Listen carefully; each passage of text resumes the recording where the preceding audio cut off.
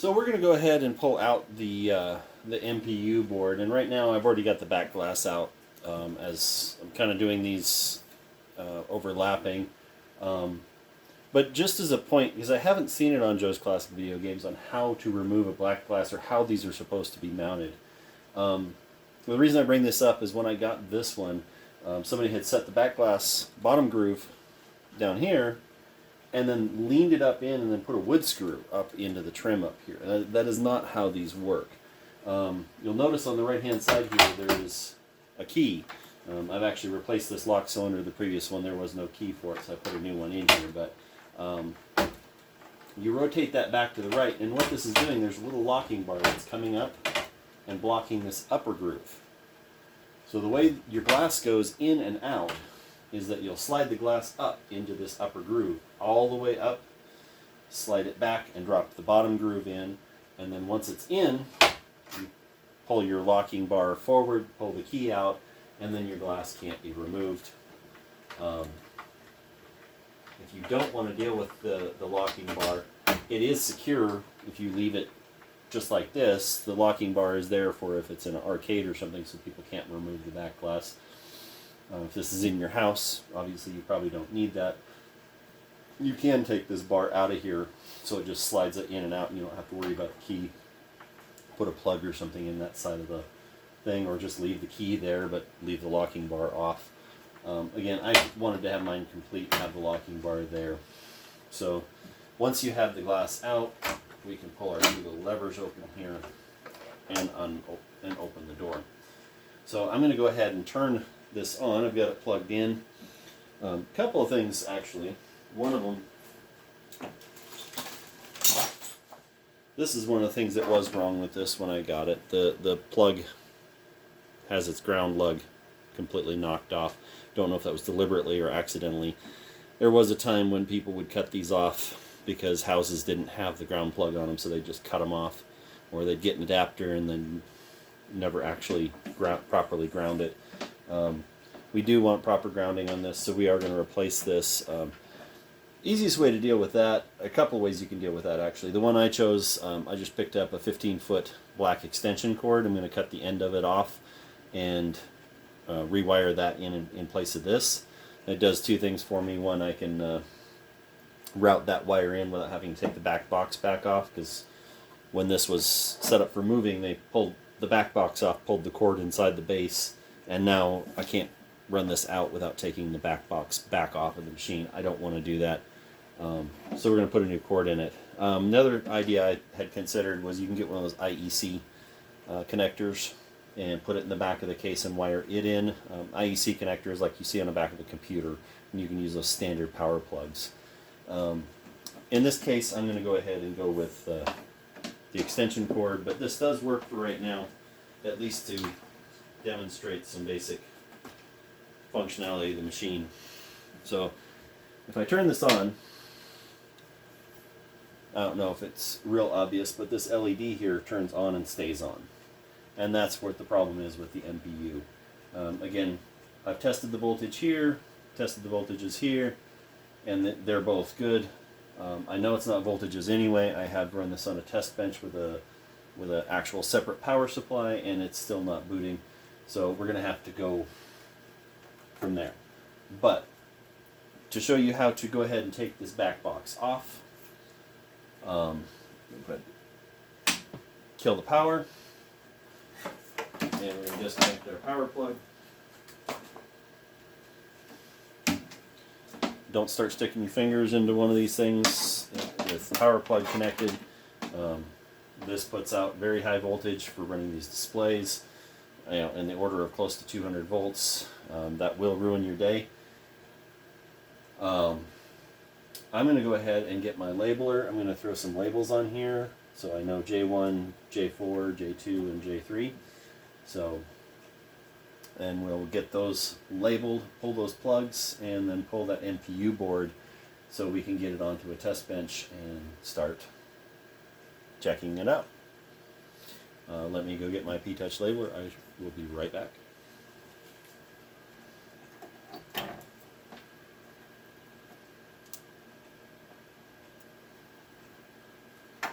And most of these connectors are keyed, so there will be a block in one of these pinholes. There's a missing pin, so you can't plug them in backwards. You can try, but you shouldn't be able to. So to remove this, I've already loosened this up again. I've had this board out once before. There's a screw in the upper right hand corner, and then the other four corners are held on by little plastic standoffs that we can pop through the board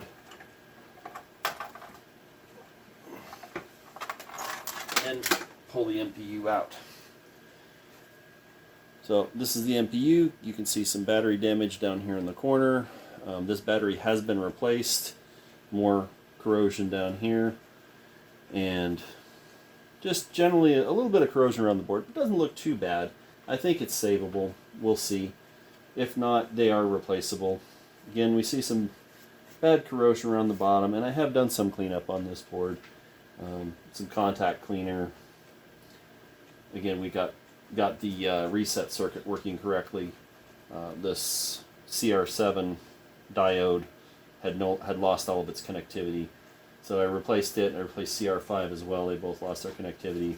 Those two, once they were working, reset went high and life was good at that point. I'm going to go ahead and pull this to the test bench and put it on the oscilloscope and do some testing and see if we can figure out why she's not booting up. If not, they are replaceable. You can get replacement boards for these for a couple $100. You can get a board that will basically run pretty much any Bally Stern gain, and just a couple of dip switches, and you're good to go. So based on that, we're going to go ahead and close this cabinet up.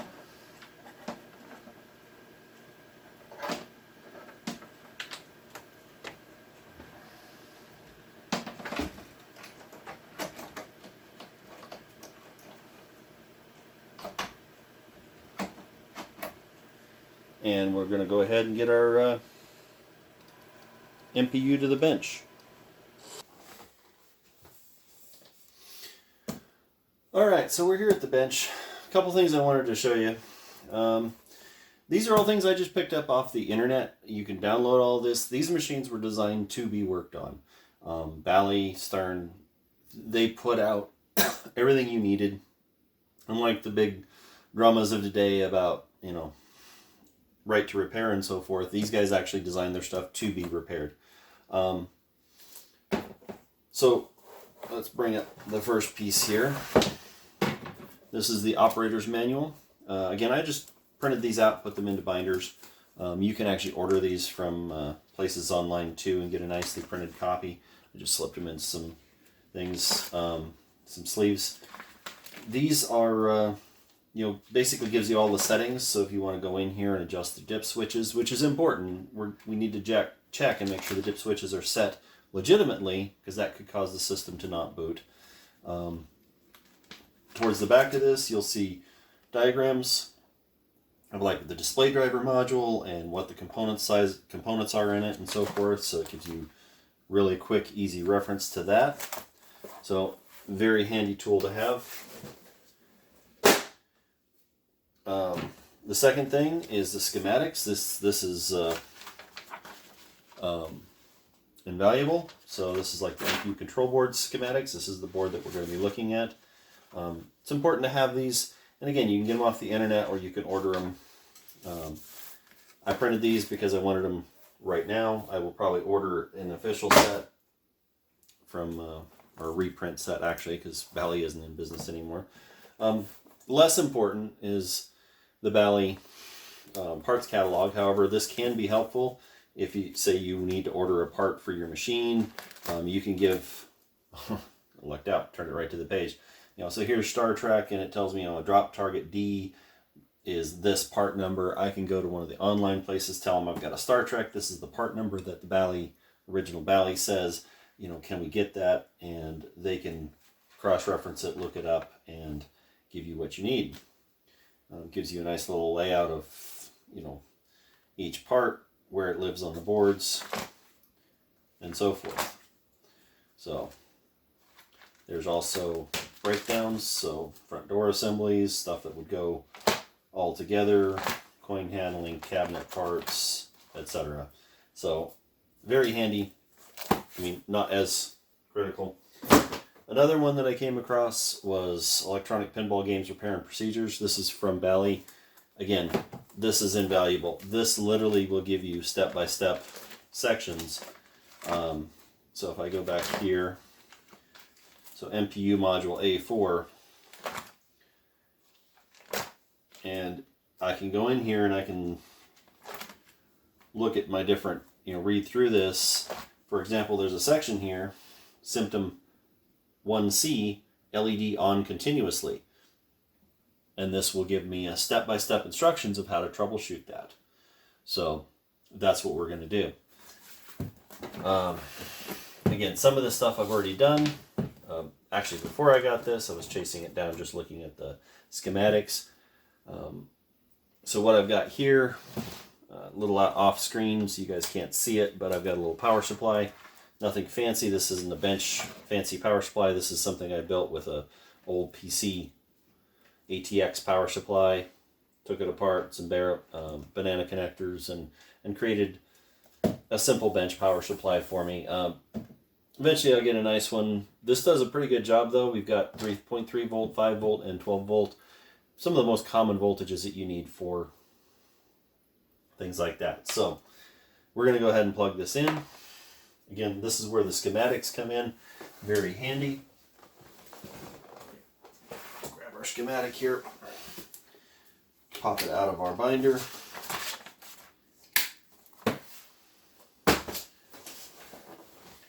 So we're going to orient our board so we can right side up so we can tell where we're at. So jumper 4, or connector 4 is down here in the lower left hand corner. I'm going to pull up my schematic. I'll probably do an inset on the screen showing you what I'm looking at. But jumper 4, my ground is on pins 18 and 19. So I'll take my ground cable here.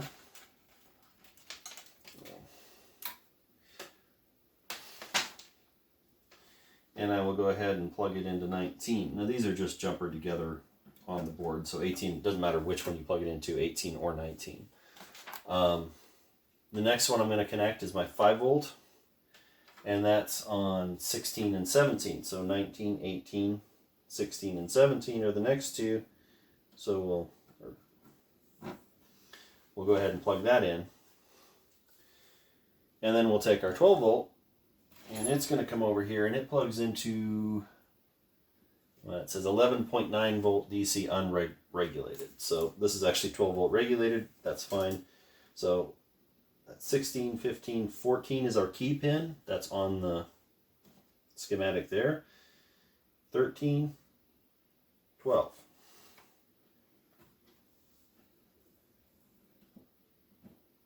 So pin 12 is our 12 volt DC. And from there, go ahead and kick on our power supply. And you'll see, again, maybe a little hard to see it with all the ambient lighting around it, but our LED is on here. And it's on continuously. So now that we've got power on our board, let's take a look at our step-by-step procedures. Symptom 1C, LED always on. Fault in clock circuit or clock buffers. Measure U9 at pin 3 for 2.4 volts DC and U9 pin 36, 2.6 volt DC. What those are is the clock circuits. So, and the reason they're telling you to measure 2.4 and 2.6, the clock circuit is essentially a 50% duty cycle. It's going from 5 volt to 0 volt, 5 volt to 0 volt, 5 volt to 0 volt. So if we go off of their recommendation here, we could pull our power. Excuse the mess. And we'll set this to DC voltage. Grab a good ground here. And it says on pin 3. So 1, 2, 3. I've got 2.162 volts. And at pin 36, so I've got 40, 39, 38, 37, 36. That's my other clock circuit. 2.051. That's one way to test it. Now, if you've got a digital logic probe, which is what this is, these are cheap. I picked this up for 20 bucks. It was a kit, assembled it myself. We give it a ground. Test point 4 happens to be a ground on this board. I do believe, let me double check here. So again, we'll look at our 5-volt circuit coming in. Test point 5 is coming directly off of that. So that's our 5-volt. So I'm going to go ahead and power this off of 5 volts. Test point 5. And the digital logic probe will give us similar information. So if I can get this in a position where it can be seen on the camera, you'll see that high and low are both on and pulse is on. So it's indicating a pulse. And 40, 39, 38, 37, 36, same thing on 36. Just another way of testing the same thing. The most precise way of testing that, and the way I will be doing from now on this board, is with an oscilloscope. Now, before you say, oh, that's too expensive and too specialized, they are specialized, but not unreasonably so. This oscilloscope, I can't remember what I paid for it. It wasn't much. It's only good up to, this is a 60 megahertz scope. It's not real powerful. 500 million samples per second. But we can go in here and again pick up pin 3, and we see a nice little oh, where's my horizontal? There it is. So I see a nice little square wave clock cycle. So we got a good clock. So 40, 39, 38, 37, 36. Also good clock. So clock is not our problem. So we look at our steps. Series is if correct, go to 1C step B. And we just proceed on down the list. Step B, fault on or affecting the reset line. Now this is what I had found previously. So again, it says measure reset line on U9 pin 40, 4.8 volt DC approximate. If correct, go to step C. So pin 40 is our reset pin. I put it on here and you see it immediately jumps up. We're at 2 volts per division, so 2, 4, and halfway, almost halfway up the next one. So we got about 5 volts. So our reset pin is high, which is what it should be. It's actually a not reset, so when it goes low, that's when it resets the CPU. So the next potential is fault on the halt line. So if the reset line is correct, measure U9 at pin 2. Again, 4.95 volts. This is also a not value, so it won't halt the CPU unless it's low. So we go over here to pin 2.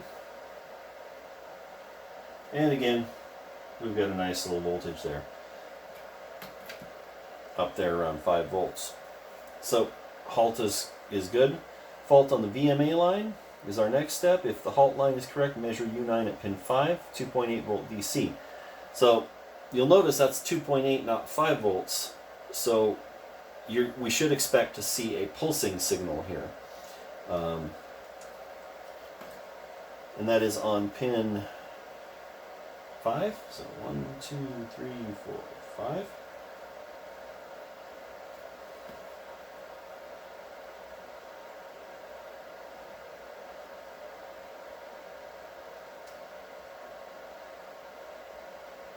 And this is running almost a steady 4 volts. So let's take a look at that with just the regular DVM here. 1, 2, 3, 4, 5. Yeah, I've got a steady 3.9 volts. So that's not really correct. It should be 2.8 volts, and I suspect that that should be a pulsing signal. I will have to look up exactly what VMA is. For right now, we're going to assume that's not it. Probably a bad thing to do. It may come back to bite me. That may be my entire problem. But we're going to go ahead and look a little bit further. So the fault in VUA clock 2 circuit. If the VMA line is correct, use a voltmeter and schematic to verify proper operation of VUA clock 2 circuit, U14, U19, U15, C, and D.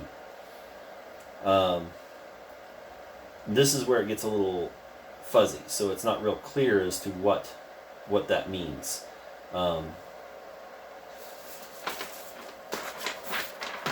if we look at this schematic and we look for U14, it's U11, U10. Alright, so U14 is so it's a hex inverter apparently.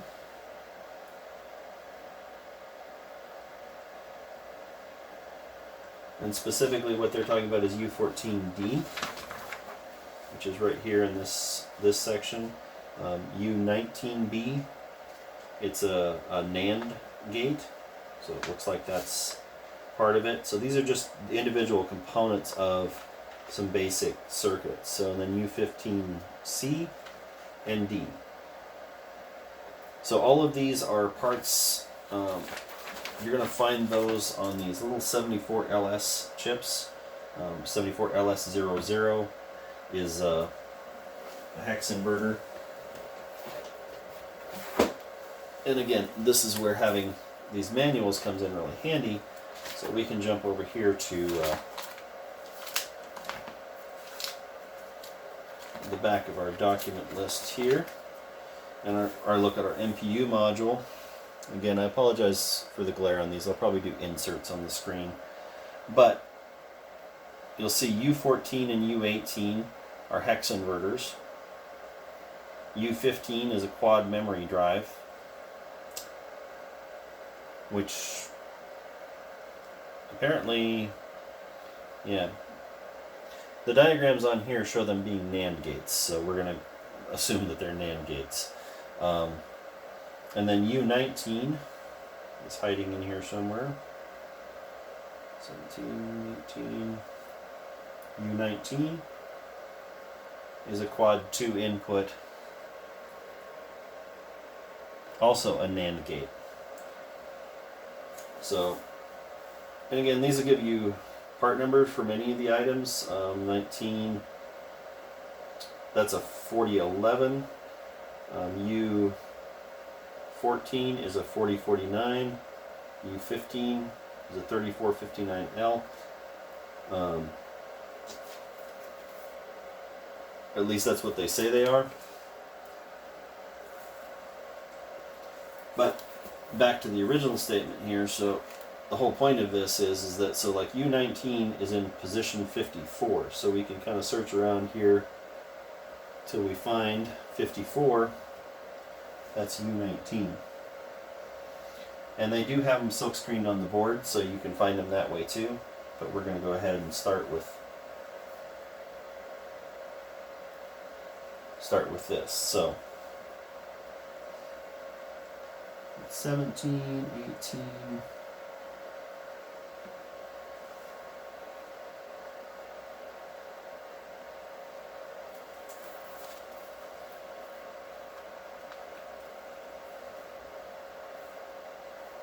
So there's 14, 19, there and there, and then 15 is hiding. There's 15, there's 15, so that's this chip here. So again, we're going to use those as ideas of where they we should be testing. So if we look at U19B, and it says on pin 8, you've got a 5 volt attaching there and kind of feeding into pin 9 of this chip. So this is 19.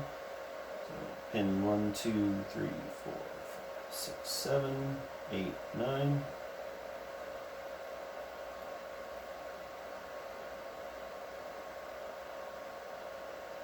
So we've got a nice little pulsing clock here on pin 9. Not sure if that's correct. Pin 10 should be our output. We've got a nice little pulsing clock. Pin 8. Basically got the same signal across all 3 of these pins.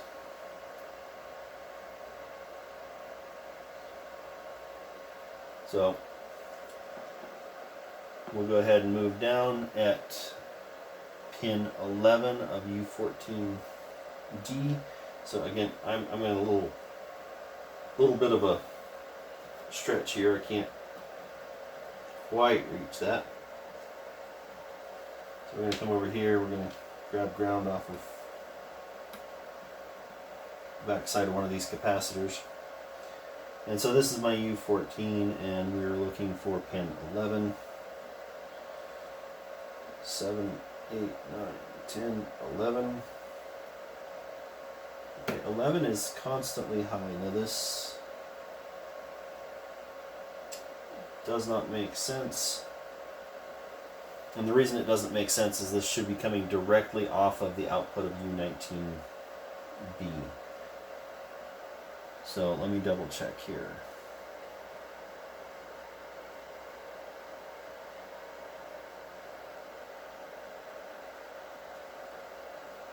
R15.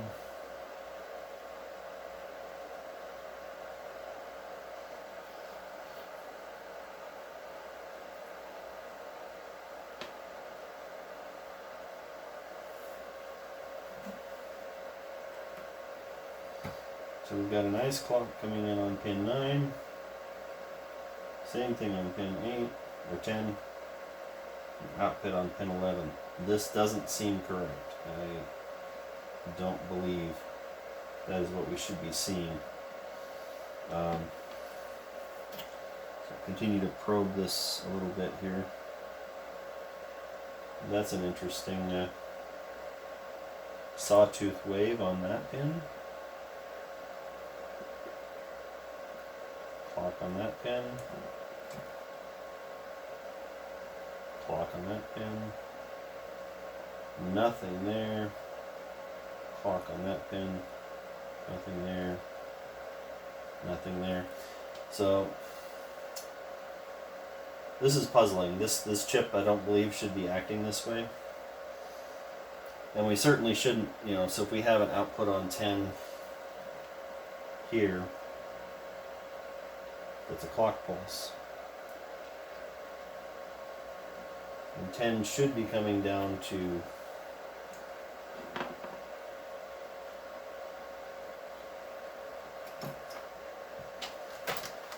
this out of the way.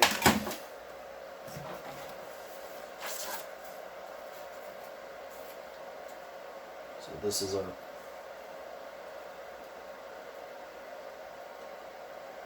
1, 2, 3.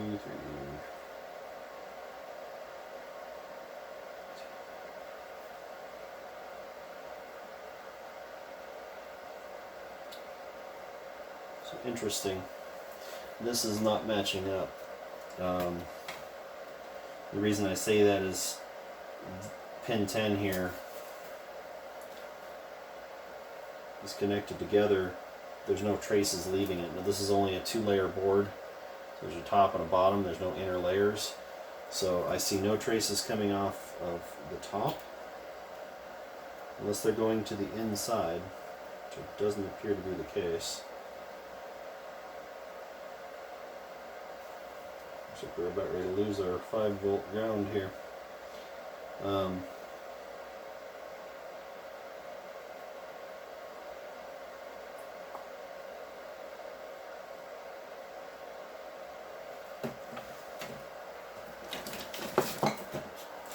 Magnifiers on and take a look at that chip and see what kind of chip it is, and we'll have to look up the